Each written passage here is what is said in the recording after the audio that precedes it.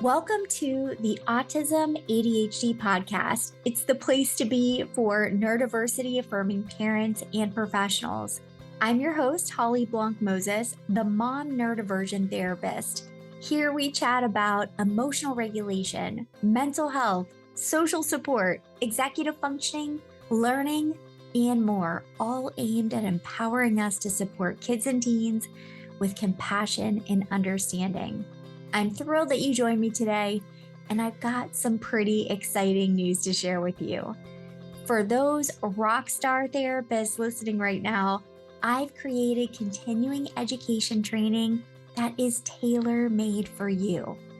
Take a deep dive into cutting-edge strategies that you can start using today. The CEs you've wanted for so long are finally here. Go to hollyblancmoses.com/CE training and sign up. You are going to love it. The link is also available in the show notes. Now, if you are a parent or educator listening and you know a therapist or a psychologist that is passionate about supporting kids and teens, I'd greatly appreciate it if you could pass on this great news. Thanks so much again for your support, and let's get started.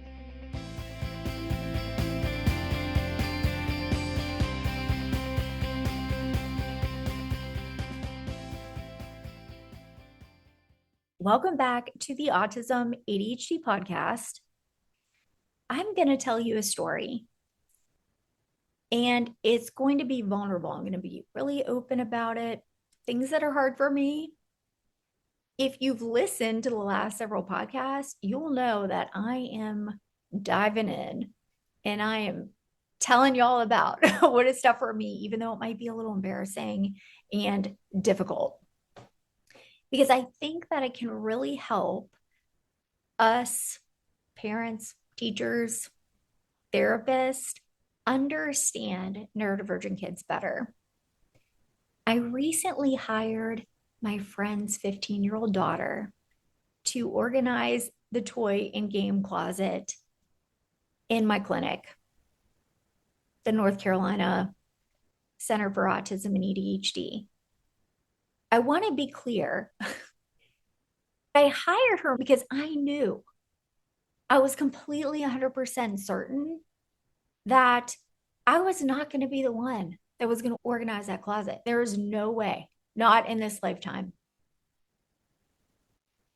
So my friend brought her daughter over, and I was nervous to actually open the door to this closet. There's puzzles, there's tons of games, there are art materials, supplies, so many cool things in this closet the kids love. I love all the toys, I love all the games, everything I've thoughtfully picked out for our clinic. It was a mess. It was a straight up mess. But it was time for me to open the door. I'm right there, and she is right there. And so is my friend. I opened it slowly and then looked inside of that closet. I felt my stomach drop. My shoulders went up, my breathing changed. My thought initially was, this is embarrassing. I can't believe I've let it get to the point that it's this messy and disorganized. This is going to take forever. This is impossible. How did I let it get this disorganized? And what's interesting is I immediately looked at her. The 15-year-old girl. She was smiling, and not a polite smile as in, I don't want to look horrified in front of my mom's friend. This was like an actual smile. So I was really curious because we were definitely having two different experiences. And I asked her what she was thinking in that moment. And I'll never forget this. She said, I'm so excited. I already have so many ideas about how I want to organize it and what I want to put on each shelf. And so I want to sit with this for a second. This is the same closet. These are two people looking at the exact same thing. It is a mess. It's disorganized. Two people looking at the same mess, two completely different experiences. Mine, shame, overwhelm, dread, paralysis. I'm never going to do it. It's never going to get done. Embarrassment. Hers was excitement, ideas, energy. She could not wait to dive into this. She already had plans about where she wanted to put things. Neither one of us is broken. Neither one of us is wrong. We're just different. We have different strengths. We have different skills. We have to stop and notice when we're shaming our kids for struggling with things that are actually hard for them. We need to acknowledge that some things are harder and some things are in the middle and some things are easier for them. And I'm not talking theoretically here. I'm talking about me as an example, my brain and my whole life. I'm a psychologist. I have 28 years of experience supporting neurodivergent kids and their families. I almost failed geometry in high school, but I was at the top of my class in college in psychology, not math. When I was little and the Rubik's Cube came out, everyone was so excited about it. Everyone had one. And I was convinced I could solve this thing. I could do it quickly. I tried so hard. I tried for hours. I tried to watch other people.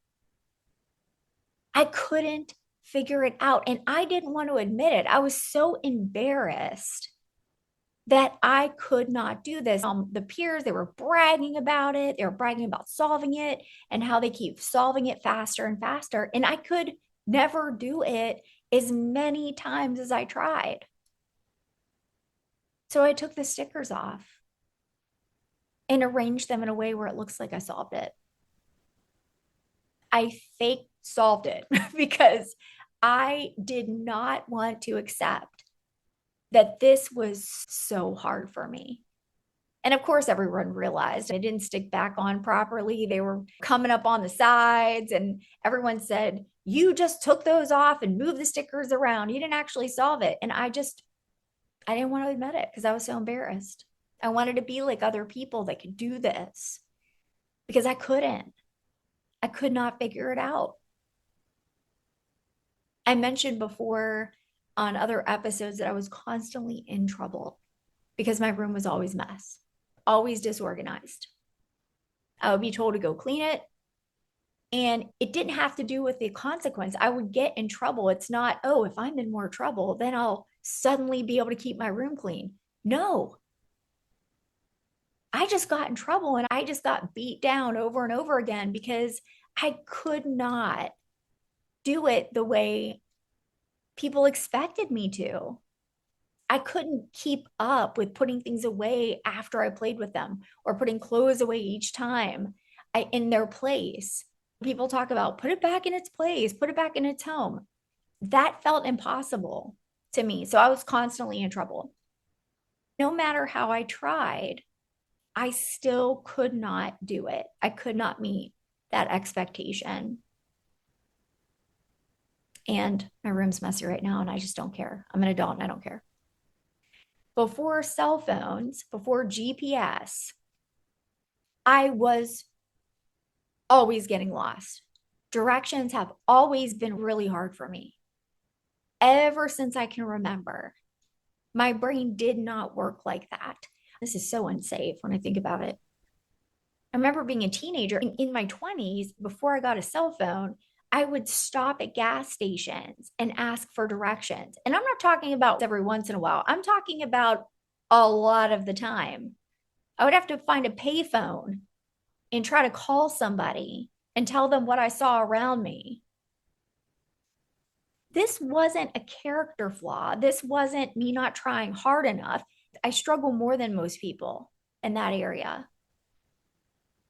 There's a lot of kind of intertwined executive functions, working memory, and all that, but visual spatial skills. This is such a huge struggle, and it has big impacts in lots of areas of life. So it's how your brain makes sense out of where things are in space or where they could fit in relation to other things. And that could even mean you as a person, like your actual body. It doesn't have to do with eyesight. Sometimes when I'm walking through a doorway, I might hit the side of it without even realizing it. I know what doors do, I know how to walk through them. That's not the issue. It's judging that space can be really tough. Another thing is parallel parking. That was always super stressful. I really had a hard time judging all of this space. It wasn't just me in the space, it was a vehicle, it was other vehicles, it was the stress of not being able to know how far is too far or not far enough. And it would take me a long time. I just didn't process the distance. Two-dimensional directions, explaining how a three-dimensional object comes together. Even packing for something, say you have to pack for a sleepover or overnight or whatever, that can be hard.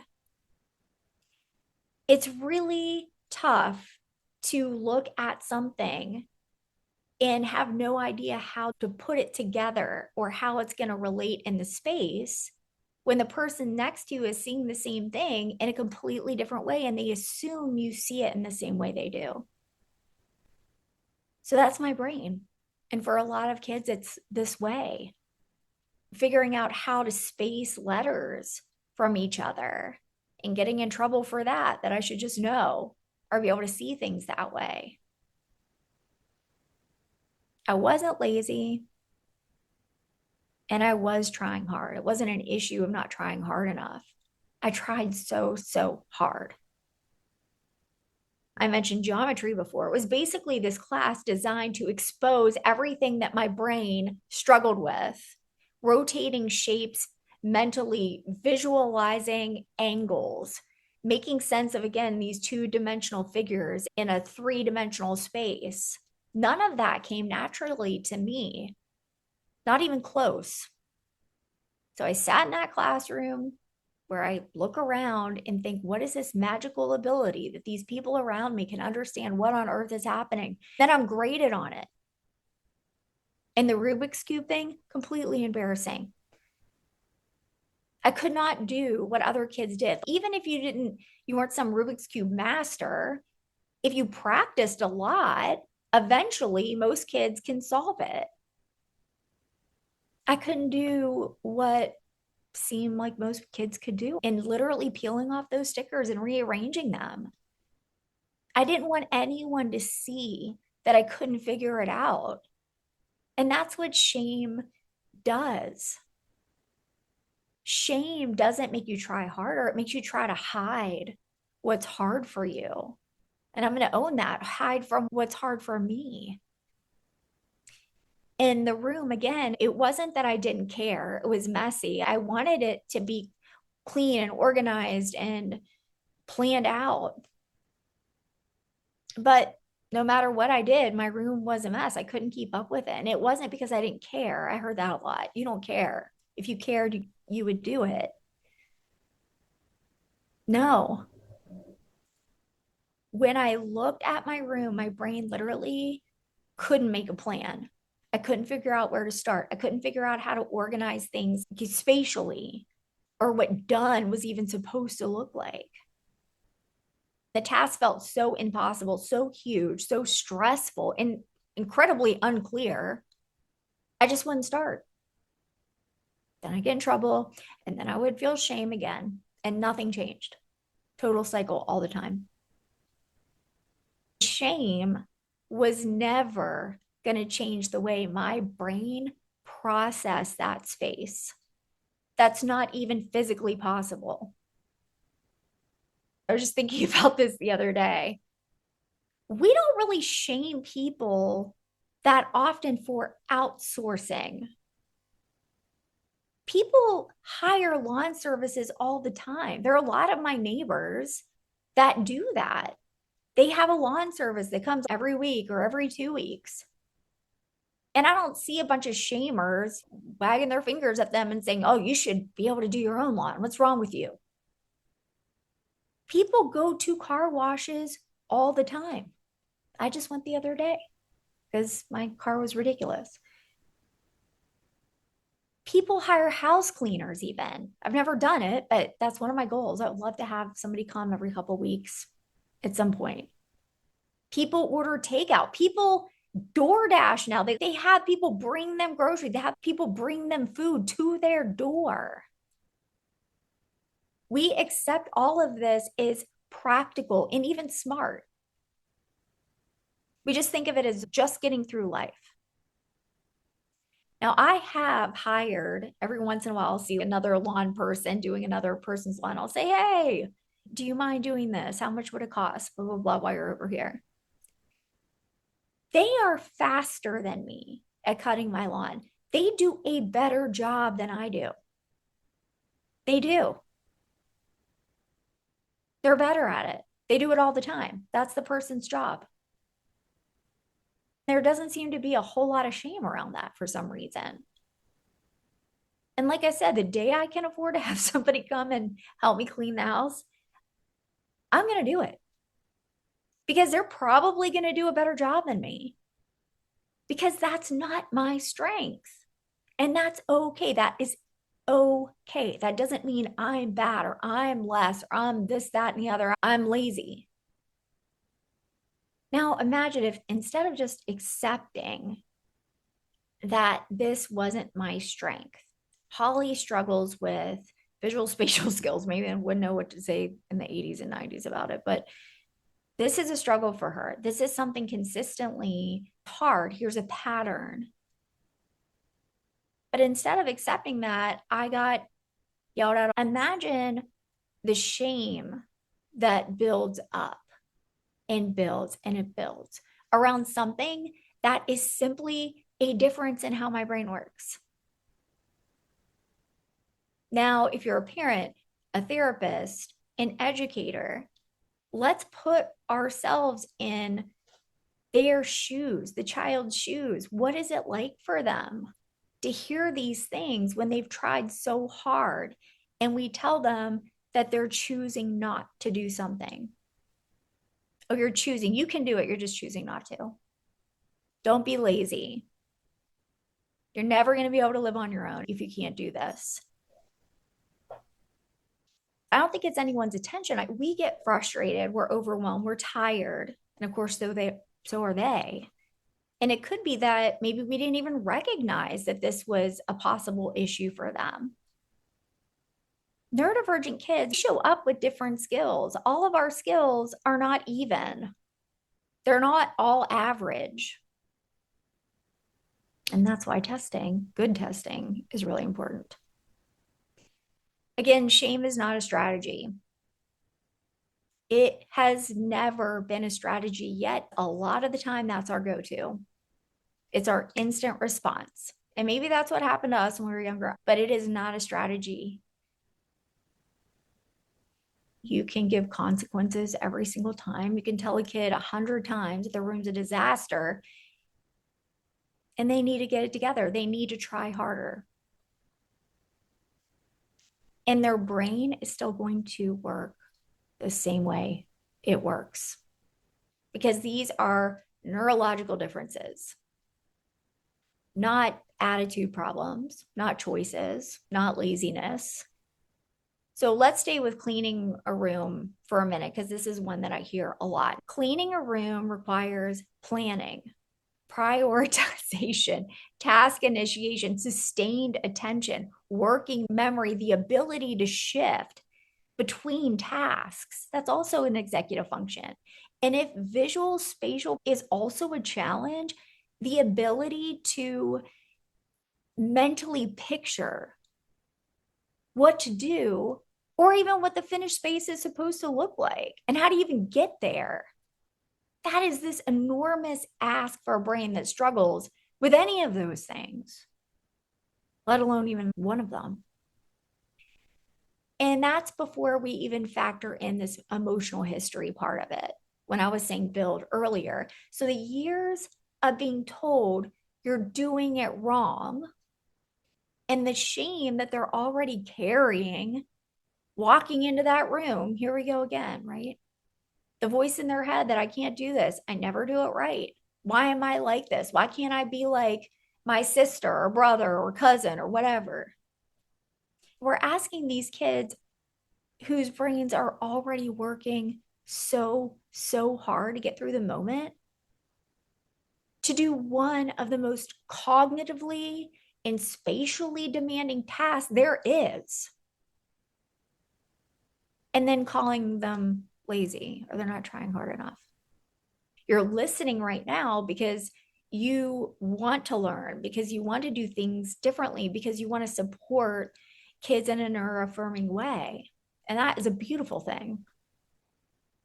So what do we do instead? We first have to acknowledge that we default to this. And I can tell you that my own brain does too when I look at my child's room. But that isn't the one I go with. I think about the strengths, and it's interesting that my 16-year-old and I were talking about it the other day because we were talking, he's soon to be 17. We were talking about a possible job. And he just said, I don't know my strengths. So that was a really cool conversation that I might talk about at some point in an episode. But every kid has them. Every single kid has strengths. We typically overwhelm them with what we're saying are their challenges and what they're doing wrong. They have so many strengths. That 15-year-old I mentioned, you just organize the closet and it is beautiful. It's amazing. She was excited to do it. She had a plan. Her brain just lit up because that is her thing. That is a strength for her. She could look at this chaotic, disorganized space and immediately get ideas to create a system and how things will fit together on a shelf. That's an awesome strength. So we have to think, what lights up the brains of our kids, our students, our clients? We want our kids, our students, our clients, we want them to grow up and have jobs they love. We want them to be excited to get up for their work. We want to highlight their passions and their strengths and really dig deep in those. That only happens if we understand what those are, if we celebrate what they're excited about, we notice their strengths. It doesn't happen if we spend their whole childhood just cataloging every single thing that they don't do in the way we think they should do it. Help them see that different people are good at different things. Some people can look at a chaotic closet and smile like she did. She sees a system. Hire them. Talk to your child. If that is a struggle for you, I am going to help you through that. And when you're older, I'm not real concerned about that. We need to hire that out. If you have the money to do that, hire it out. Some people can hyper focus on a problem for hours and find a solution when other people wouldn't take the time to do it. Some people have a super creative mind that makes these connections that other people miss. I definitely put myself in that category. These are all strengths. So when a child is struggling with something that is not in their strength areas, instead of shame, we teach them how to take a step back. and look at it not as a reflection of themselves, like you are bad, you are lazy, you are messy. What is your strength here? What part of this feels easiest to you? What part of this feels more doable? Who could help you do the part that's harder? And sometimes the honest answer is we find someone who does it better than we do. As adults, we celebrate delegating. We say that's a great thing to learn, but for some reason, when you're younger, you have to do everything great and do it yourself. Is that really what we should be teaching? It doesn't really even make sense. You find someone who's better at this, and you can either learn from them, ask for their help. We figure out a workaround. We talk about wanting to teach problem solving. We have all these amazing opportunities, but are we using them? Are we identifying them? Another thing is we need to adjust our expectation to match who the child is instead of demanding that they become someone else their brain was not built to be. I will probably never be one of those people who puts everything back in a certain place. And that's okay. I do not want your child, your student, or client to be in their 50s before they understand that they are not bad. They're not less. A person who can organize a closet is not a better person. They're not more worthy. They just happen to have a strength in that area. You can become better at something. You absolutely can if you practice, but it's not going to be as easy. And does it really even matter? Is that a good place to put your limited energy? That's a really good question, something we need to talk to kids about. So, for therapists and educators listening, when we put these behavior plans in place that punish kids for not completing this task or this task, we really need to stop and ask, have we actually looked at what those tasks require neurologically? Have we looked at this child's visual spatial skills? Have they been evaluated? And if they have, did you look at it? Do you know what that means, right? What does this mean for them? Have we looked at their executive functioning profile? And what does that mean for them in real life? Have we explored what their strengths are? And are we building those strengths? Because a kid who is constantly corrected for what they struggle to do and never celebrated for what they can do, where their strength area is, they are learning one thing, that they're not enough. And that story sticks. The I am not good enough story. And that is the opposite of what we want to do. I spent a lot of years feeling embarrassed by my brain, I was embarrassed. I tried to hide that these things were hard for me. The room was always messy. The geometry class was impossible. The Rubik's Cube, stopping at gas station after gas station and asking directions, feeling like everyone else just somehow figured all this out. It was just easier for them. There was this lesson that I just didn't show up for where everyone learned these skills.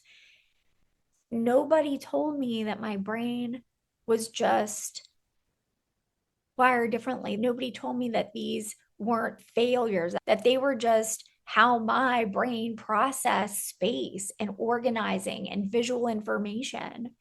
Nobody said that. They didn't say, hey, let's figure out what you're really good at and build from there. Things that are harder, we'll figure out why they're hard. And that can help us work together. Asking for help isn't laziness. Recognizing that someone else is genuinely better at something than you are is self-awareness. If we don't package it in a box of shame, these are actually good things. Because imagine if we gave our kids that from the beginning. Imagine if instead of, you need to be able to do this on your own, we said, let's figure out what is easier for you, what you really love, what you're proud of doing, and let's build from there. And let's figure out together how to handle the stuff that does feel a lot harder for you. That's the shift. These kids aren't lazy. I even hear kids call themselves that. It's heartbreaking. They're not you. And I'm not that 15-year-old who is excited and did a great job organizing the game and toy closet. We don't process information. We don't have the same exact skills. That's why she smiled, and that's why I frowned. Her brain doesn't need fix. Mine doesn't need fix. We are who we are. Rubik's Cubes do not have stickers that you remove anymore. So I don't know if anyone's noticed that, but they don't do that anymore like they used to. It's just part of the plastic now. Thanks so much for joining me, and I'll see you next time. Bye-bye.